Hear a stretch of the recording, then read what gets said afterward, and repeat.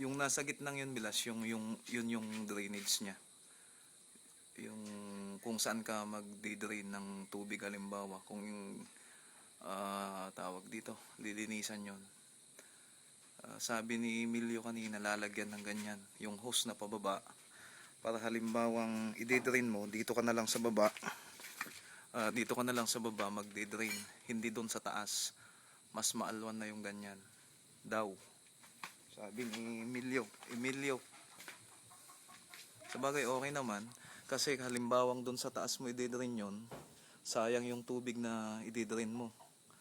Masasayang lang dito, magagamit mo pa halimbawa. Lalagyan na lang ng parang kwan dito, elbow.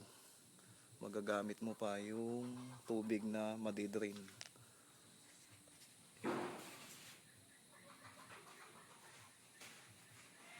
Ayos.